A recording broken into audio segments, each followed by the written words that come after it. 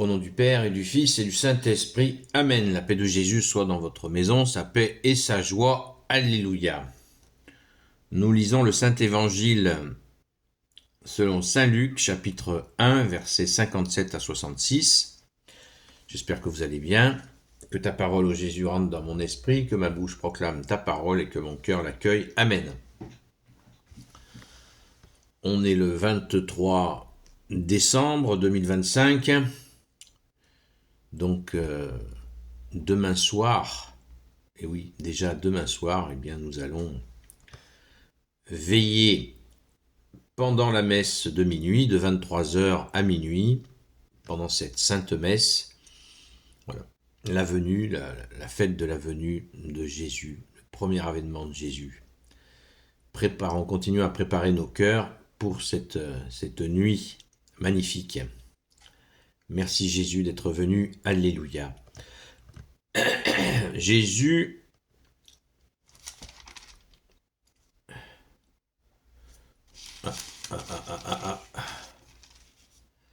Donc Saint Luc chapitre 1 verset 57 à 66. Je vais y arriver, ne vous inquiétez pas.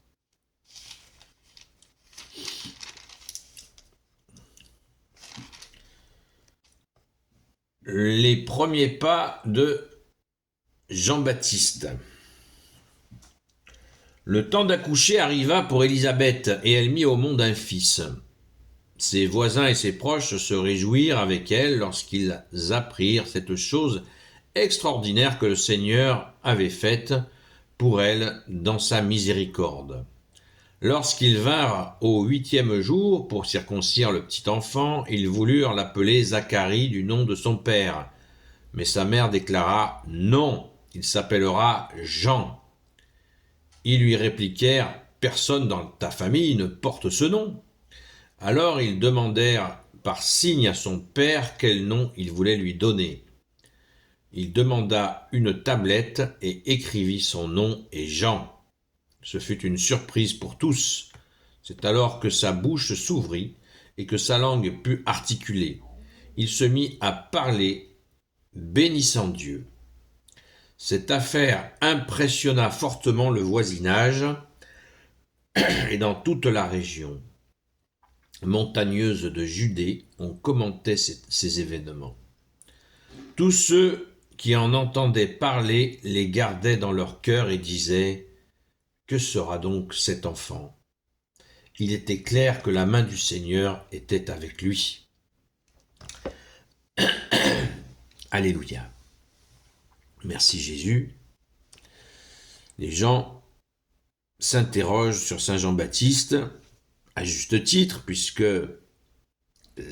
Sainte Élisabeth était déjà très âgée quand elle a été enceinte de Saint Jean-Baptiste. Donc, c'était une naissance déjà miraculeuse. Alors tout le monde s'interrogeait, puisque c'était une famille. Zacharie était un prêtre, un illustre prêtre, qui intervenait au temple, donc très respecté, et on peut imaginer tous les gens qui côtoient des gens très connus comme ça. Et c'est une naissance miraculeuse. N'oublions pas que si Zacharie n'a toujours pas retrouvé la parole, hein, il a écrit sur une tablette son nom et Jean. Parce qu'on se rappelle, pour ceux qui ne le savent pas, qu'il n'avait pas cru quand l'archange Gabriel lui avait annoncé la venue de Saint Jean-Baptiste, il n'avait pas cru. Et parce qu'il n'avait pas cru, il avait perdu l'usage de la parole et qu'il le retrouverait au moment de la naissance de l'enfant. Donc, vous voyez, la pression a dû tellement monter que les gens ont dû se demander si ça allait être le Messie, puisqu'il était attendu depuis l'annonce de Isaïe 700-800 ans plus tôt. On voit là quelque chose de très très fort dans cette attente, et le brave Zacharie, qui attend sagement de retrouver la parole, devait aussi s'impatienter. Ce récit est très important puisque à un moment donné, on nous dit, au verset 64, « C'est alors que sa bouche s'ouvrit et que sa langue put articuler et se mit à parler, bénissant Dieu. Tiens, ça nous rappelle quelque chose. Mettez ça dans un coin de votre esprit et on reparlera de cet aspect-là. C'est très important.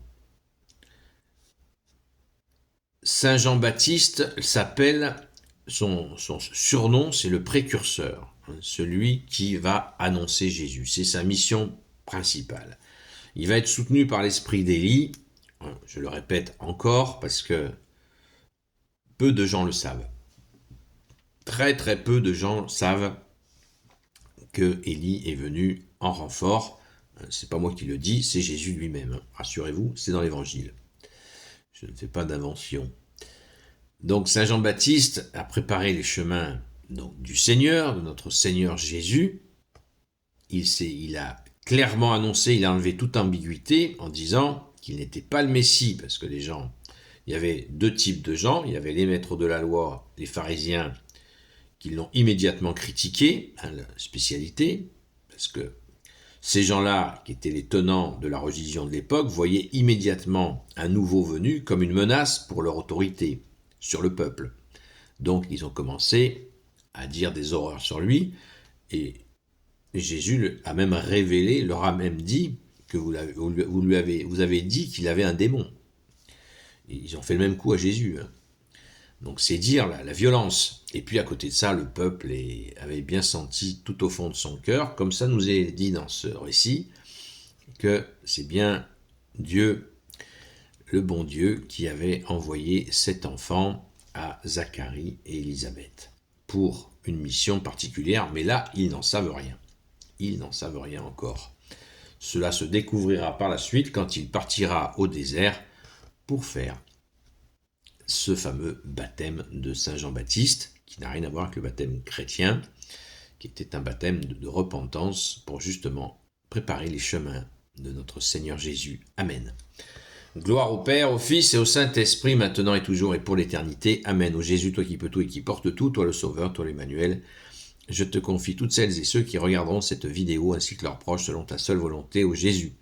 Sainte Marie, Reine des cieux, toi l'Immaculée Conception, toi qui écrases le serpent, toi qui es la lune sous tes pas, toi notre Mère, Notre-Dame, Saint Joseph, toi le juste et le saint, toi le sage, toi la terreur des démons, toi le saint gardien de la Sainte Église catholique apostolique, Sainte Marie-Madeleine, notre chère Sainte Patronne, et vous, tous les saints et saintes, amis de toi Jésus, Saint Michel Archange, Saint Gabriel Archange, Saint Raphaël Archange, et vous tous les anges qui te servent au Jésus, je vous confie toutes celles et ceux qui regarderont cette vidéo, ainsi que leurs proches, selon ta seule volonté au Jésus. La paix de Jésus soit dans votre maison. Je vous donne rendez-vous ce soir à la grâce de Jésus sur le TikTok Seul Jésus Sauve.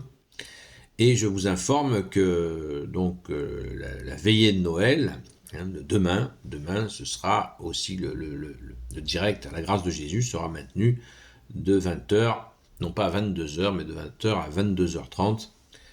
Le temps pour moi de partir à la Sainte Messe de minuit, que je vous invite bien sûr à vivre intensément. Et on se retrouvera à minuit et demi, 1h du matin pour une prière commune pendant cette merveilleuse nuit de Noël que nous allons partager avec ceux qui le souhaitent. Merci Jésus, à très vite.